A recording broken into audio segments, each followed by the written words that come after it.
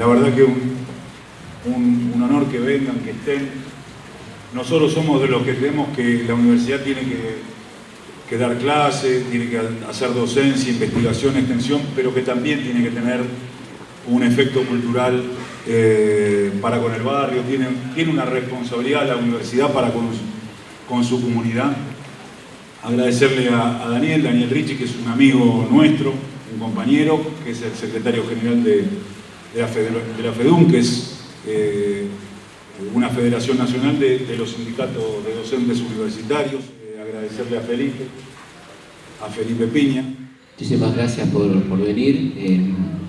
La verdad que cuando pensamos con Daniel en hacer este documental, esto tenía que ver con esta moda de hace 2 años y medio de pasar por alto las grandes fechas nacionales. Así pasó inadvertido el Bicentenario, 100 años, 200 años de nuestra independencia que pasaron así nomás. Se nos fueron yendo los personajes históricos reemplazados por animalitos. Y así, ¿no? Nos vamos casi imperceptiblemente naturalizando que la historia debe desaparecer del contexto nacional. Y uno de esos, del billete de 10, Manuel Belgrano, decía: sin educación todo es en vano, nunca saldremos de la pobreza y la brutalidad, ¿no? Y yo creo que ahí arranca un poco la historia de aquellos que se interesaron por el otro, que fueron empáticos y que entendieron que nada es más importante que la educación pública, ¿no? Primero de todo fue Manuel Belgrano, quien en 1796 habló de educación gratuita, obligatoria a cargo del Estado. Pero claro, la historia oficial nos dice que Belgrano solamente creó la bandera, ¿no? En este recorte brutal que hace la historia oficial de los personajes históricos, según la cual estos personajes nacen, hacen una cosa y se mueren, ¿no? Belgrano nació, creó la bandera y se murió. San Martín nació, cruzó los Andes y se murió. Mariquita Sánchez, ni hablar, ¿no? Nació, cantó el himno y palmó. Y así podríamos continuar con Sarmiento y todos los demás. Para nosotros la cosa es bastante distinta, por suerte. Estamos hablando de personajes inmersos en un contexto que hicieron muchísimo por nuestro país. Estamos hablando de Belgrano, por ejemplo, ¿no? Una persona que además habló de igualdad de género antes que nadie, que soñó que la mujer accediera a los 3 niveles de la enseñanza a fin del siglo XVIII, estamos hablando, ¿sí? Hay una conversación muy interesante entre el general Mitre, fundador de La Nación, en más de un sentido, por lo menos en 2, ¿no?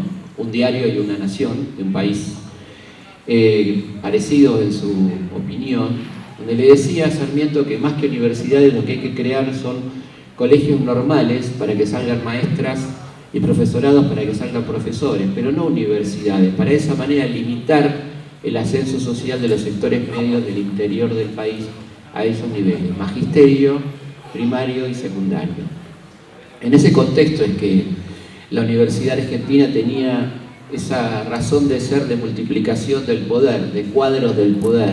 El doctor cuyo hijo iba a ser doctor iba a garantizar que los intereses de la estancia no se modifiquen, y es en ese contexto donde hay que ver entonces la importancia que tuvo la reforma universitaria en un contexto mundial de grandes cambios, donde la verdad que nada ya era igual. Estamos hablando del fin de la Gran Guerra, porque por supuesto en ese momento no era la Primera Guerra Mundial, porque a nadie se le podía ocurrir que iba a haber una Segunda Guerra Mundial, ¿no? Entonces en ese momento se la llamaba la Gran Guerra, después comenzó a ser la Primera Guerra Mundial, ¿no?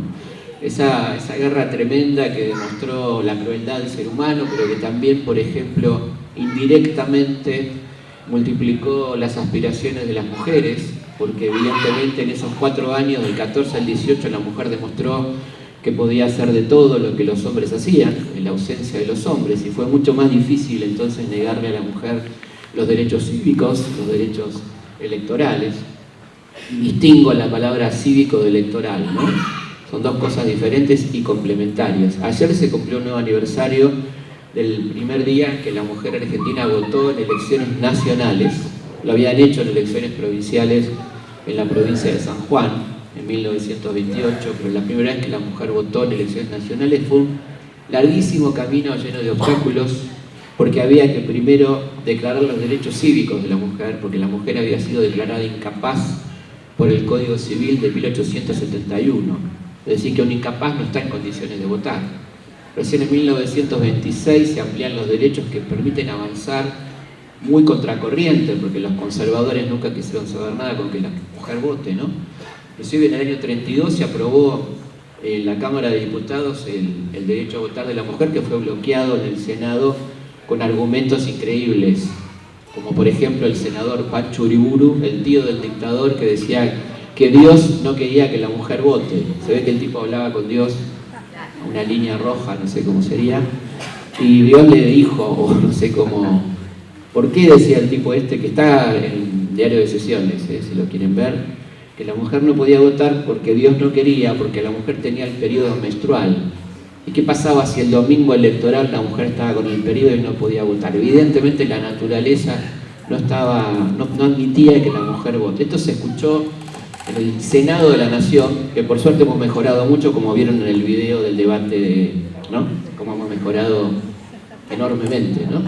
Hemos visto las porcelanas ahora, en vez de todas esas cosas. Pero bueno, en fin, la cuestión es que es en ese contexto, el 18 del fin de la guerra, donde estos jóvenes de Córdoba producen ese manifiesto liminar, que es muy interesante, es un documento que lo pueden ver en internet, está muy fácil, YouTube mediante, Google mediante, pueden ver ese manifiesto hermoso redactado probablemente por Deodoro Roca, y el establecimiento, como vieron, con mucha lucha de esos derechos primarios de cogobierno, libertad de cátedra, autonomía, por supuesto con el peronismo, los sectores populares, con el no arancelamiento, como decíamos recién, ¿no? Es un proceso altamente interesante que se va dando en un contexto mundial de muchos cambios.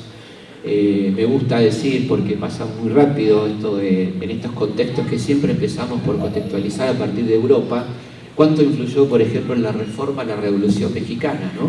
De 1910, algo que en general no tenemos en cuenta y hablamos más bien de la influencia europea. Bueno, la Revolución Mexicana influyó enormemente con su novedad de tierra y libertad, ¿no? Aquel que paga impuestos tiene derecho, decía Zapata, decía Villa. Los movimientos artísticos, literarios, que estaban tan en boga en aquel momento en el mundo. Así que es un proceso muy interesante que se inicia con la reforma, continúa con la gratuidad, y que tiene un momento tan interesante en los años 60, como veíamos, con, entre otras cosas, la primera computadora Clementina, que la llamaban Clementina porque hacía un sonido parecido a una canción que era My Clementine, que fue, la nombro porque es muy impresionante, ¿no? Lo que pasó el 29 de julio de 1969, la noche de los bastones largos. Entre las cosas que destrozan los birros de Onganía está la computadora Clementina, la rompen a garrotazos, ¿no? O sea, había que tener mucho odio de clase adentro para hacer una cosa como esta, el ataque tan evidente a las cabezas de los profesores, de los estudiantes, pero también a la primera computadora científica de una universidad en América Latina, ¿no? Creo que es un proceso largo en el cual hemos avanzado mucho. Como decía Jimmy, estamos ante más de 50 universidades nacionales, gratuitas y de calidad. Esto no es normal, quiero decir, en el mundo, no es normal, es cada vez lamentablemente más raro que sea gratuita o por lo menos no arancelada la universidad. Es un tema que tenemos que defender en este contexto de estas tormentas, como la de hoy, que tenemos tan fuertes, ¿no? Donde se nos dice que los hijos de los trabajadores no acceden a la universidad, ¿no? Se lo dice casi como un mandato divino, y me parece que en esta gira que estamos haciendo con Daniel, que a mí me llena de emoción, recorrer nuestras universidades y ver cómo efectivamente ustedes se apropian de estas casas de estudio, que son de todos, y que efectivamente tienen que ver con los aportes de toda la comunidad, ¿no? Porque hay un concepto muy pequeño burgués, muy equivocado, de que el pobre no paga impuestos, ¿no? Que solamente paga impuestos la persona de clase media que va a una ventanilla de la FIP. Los sectores populares argentinos son los que más impuestos pagan en relación a su salario, son los que tienen más impuestos indirectos, que son los directos en realidad, como el impuesto a valor agregado que paga por los alimentos. Las personas de bajos ingresos gastan todo lo que ganan, Por lo tanto, todos sus ingresos son imponibles, mientras que las personas de sectores medios altos, una parte muy importante de sus ingresos no son imponibles porque no hay impuestos ni a la riqueza, ni a los bienes transables en la bolsa de comercio, ni a los depósitos en entidades financieras. Así que en realidad, en proporción, los que más impuestos pagan y hacen más para que se sostengan estas universidades no aranceladas son los sectores populares, que, como decía Jaime, muy probablemente nunca accedan a ellas, ¿no? Así que creo que la lucha pendiente, las libertades que nos faltan, como dice el manifiesto Eliminar, tiene que ver con esto y desterrar esta frase maldita, ¿no?, que se dijo muchas veces. La primera vez, seguramente, allá por 1955, cuando el contraalmirante Rial, dirigiéndose a un grupo de trabajadores que tenía una entrevista con el presidente Aramburu, en plena Revolución Libertadora, le dijo a los sindicalistas que quede claro que la Revolución Libertadora se hizo para que el hijo del barrendero muera barrendero. Esa es un poco la idea que sigue transitando en algunas mentes dirigenciales de la Argentina y contra la que estamos acá y estaremos siempre en defensa de la universidad pública, gratuita y de calidad.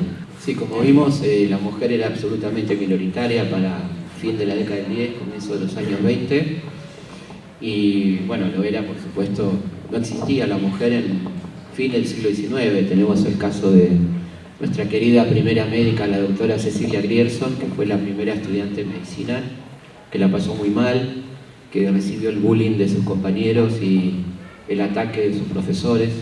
Por ejemplo, cuenta ella en su autobiografía que cuando le toman el primer examen, el médico profesor que le toma examen pone en el acta: conste que le estoy tomando examen a un ser inferior, ¿no? Esto pasaba en las universidades argentinas, pasó durante bastante tiempo, y yo creo que la concurrencia de mujeres va creciendo muy fuertemente en la medida que la mujer se va incorporando a la actividad económica, cosa que ocurre entre los años 20, los años 50, 60 y bueno, cada vez más, por supuesto. Hoy, por ejemplo, la matrícula femenina en medicina supera ampliamente a la masculina, ¿no? Fíjate qué interesante, de esa única y sola mujer a lo que está pasando hoy, ¿no?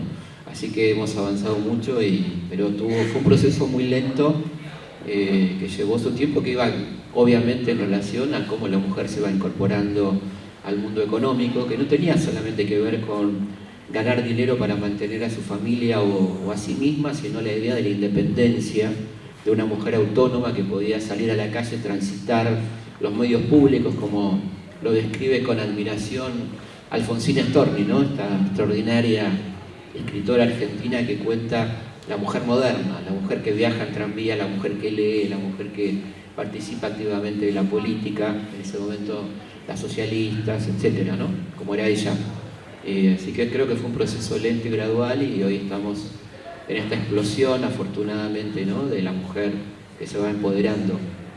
Bueno, acá nombramos algunos, ¿no? José Ingenieros, por ejemplo, es un personaje tremendamente interesante para la educación pública que no es muy nombrado. Obviamente Sarmiento, ¿no?, con todo lo que podemos polemizar con él, es una persona que no podemos dejar de lado en cuanto a un modelo educativo que se apuntó fundamentalmente a los niveles primarios, dentro de un contexto que me parece interesante señalar, donde la oligarquía en el poder necesitaba que la gente lea, ¿no? Es muy interesante, como vamos a ver en los procesos mundiales. Tengamos en cuenta que Argentina se unifica como Estado bastante antes que otros estados mucho más importantes del mundo, por ejemplo Alemania, por ejemplo Italia. Nosotros creemos que somos un país muy moderno, pero si hablamos de estados nacionales, estamos más o menos en la época de la conformación de los últimos estados nacionales, y en eso hubo toda una cuestión en común, y era que el poder quería que la gente aprenda a leer. Ya no le servía tanto el analfabetismo. Hay un dato que es escalofriante: aproximadamente la escritura tiene sobre la Tierra 6.000 años, la lectoescritura, ¿no? Y la difusión popular, masiva, de la escritura y la lectura no tiene más de 150 años. Es decir, que el poder retuvo para sí más de 5.000 y pico de años ese poder tremendo que es saber leer y escribir, ¿no?, el poder de la palabra. Pero ya para fin del siglo XIX, la transmisión ideológica se hacía fundamentalmente a través de periódicos, libros, donde ellos transmitían sus ideas, por lo tanto era útil el aprendizaje hasta cierto nivel, que no pasaba de lo primario, de la lectoescritura, y en ese sentido Sarmiento cumplió un rol indudablemente muy importante que nadie le puede negar, ¿no? Creo que una persona mucho menos conocida que Sarmiento y fundamental de la educación argentina fue Juana Manso. Juana Manso fue una extraordinaria educadora, que es la otra avenida de Puerto Madero, ¿no? Una es Alicia Moró, la otra Juana Manso. Bueno, Juana Manso, Alicia Moró, todos sabemos, gran sufragista, luchadora socialista por los derecho al voto. Y Juana Manso, gran educadora que implantó en nuestro país la enseñanza mixta, o por lo menos intentó implantarla, sin demasiada suerte, porque el Ministerio de Educación de entonces, estamos hablando de la década del 60 del siglo XIX, con un machismo extraordinario, retiró a los varones de esa educación mixta porque decía que las niñas eran muy peligrosas, ¿no? Pero bueno, Juana insistió con la enseñanza mixta, fue la autora de los primeros manuales de historia, altamente progresista, donde criticaba la conquista de América. Juana fue una libre pensadora que, gracias a sus ideas tan libertarias, no pudo ser enterrada ni en la Recoleta ni en la Chacarita porque la iglesia lo impidió, y tuvo que ser enterrada donde está, en el cementerio de disidentes, parte del cementerio británico, donde estaban los suicidas, los locos, los dementes, los que nos gustan a nosotros, ¿no? No los suicidas necesariamente, el resto.